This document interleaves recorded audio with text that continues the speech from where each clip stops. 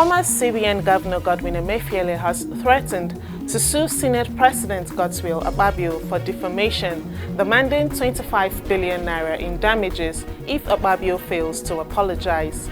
Hi, welcome to What's Happening. These are the top 10 stories.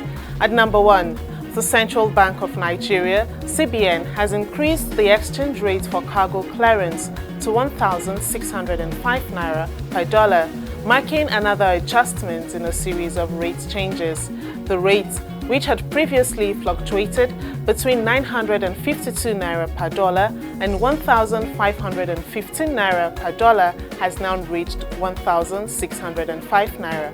This move has raised concerns among customs brokers and importers who fear its negative impact on their businesses and trade volume.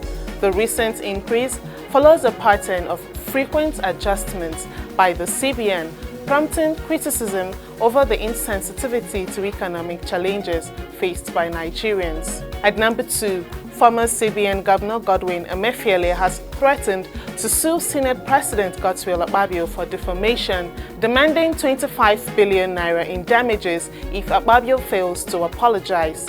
This comes in response to Akpabio's statement suggesting Emefiele's policies were responsible for Nigeria's hardships. Emefiele's legal team accuses Akpabio of sub judice and undermining the integrity of the court, stating that Emefiele had been charged and is currently defending himself. The letter demands an immediate retraction and an unreserved apology from Akpabio, or legal action will be pursued. At number 3, the Inspector General of Police IGP Kayode Ewetokun has issued a stern warning to police officers against engaging in corrupt practices and using his name for such activities. The Police Public Relations Officer ACP Olumuyiwa Adejobi reiterated the IGP's concern, labeling such actions as criminal offences that tarnish the reputation of the force. Ewetokun reiterated the detrimental impact of name-dropping and extortion on public trust in the police, urging officers to uphold integrity. The IGP called on the public to report any instances of attempted exploitation using his name. At number 4, the Department of State Services (DSS) has advised organized labor to shelve its planned nationwide protest scheduled for 27th and 28th February 2024 over economic hardships in Nigeria in the interest of peace and public order. The DSS spokesperson Peter Afunaya urged the labor unions to opt for dialogue and negotiation rather than protest that could escalate tensions and lead to violence. The DSS expressed concern that some elements might exploit the protest to incite a crisis and worsen the socio-economic situation in the country. At number 5, workers in Niger State have commenced an indefinite strike, citing the government's failure to address their long-standing demands. The Nigeria Labour Congress (NLC) chapter in the state issued the strike directive, asserting that negotiations with the government on critical issues, including workers' welfare and operational concerns, had proved futile.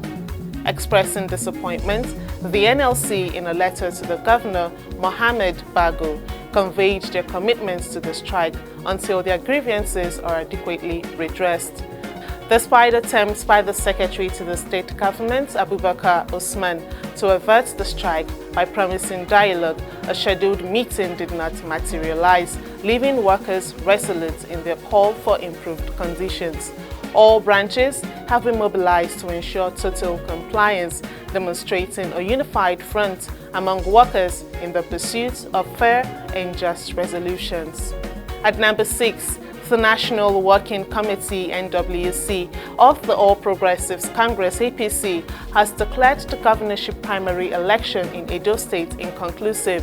The decision came after the poll produced 3 different candidates for the September 21st gubernatorial election, leading to controversy. National Publicity Secretary Felix Moka stated that the election was inconclusive and the process would continue on Thursday. Meanwhile, Foundation member of the APC, Osita Okechukwu, has urged the Progressive Governors Forum (PGF) to remove Imo State Governor Hope Uzodinma as its chairman. Okechukwu criticized Uzodimma for the mismanagement of the primary, calling it a sordid scenario not befitting of a progressive party. At number 7, the Abia State government has raised concerns about the escalating heat waves affecting the region, causing discomfort both during the day and at night. The Department of Climate Change within the Ministry of Environment and Urban Renewal highlighted the detrimental impact of the heat waves, ranging from dehydration and heat rashes to mental stress, with potential severe consequences such as skin cancer, meningitis, and even fatalities. In an official press statement, the state government issued a health advisory urging residents to stay hydrated by increasing water intake, reducing the consumption of alcoholic and caffeinated beverages, and opting for fresh foods and fruits over protein-rich options. At number 8, the Nigerian Army conducted deep clearance operations into Yadi forest in Niger State to capture terrorists and bandits hibernating in the area. A statement by Army headquarters on Wednesday said that during the operation, troops encountered an ambush but responded swiftly, neutralizing the situation. The troops recovered a cache of weapons and items including rifles, ammunition, motorbikes, and communication equipment. The Army said it also destroyed terrorist camps concealed along the river lines and is continuing efforts to rid the forest of terrorist activities. At number 9, the European Union, EU, and the United Nations Children's Fund, UNICEF, have committed to enrolling and upskilling 1.5 million children, youths, and adolescents in Jigawa, Katsina, and Kano states. This pledge was announced by the Senior Education Manager of UNICEF's Kano Field Office, Michael Banda, at a meeting in Kano. The 4-year program, running from October 2023 to August 2027, aims to increase access to safe, inclusive learning environments and quality education in the selected states. The program will also reach out to integrated Quranic schools that offer an integrated curriculum beyond religious education. Finally, at number 10, the United Nations Secretary General Antonio Guterres has appointed Mohamed a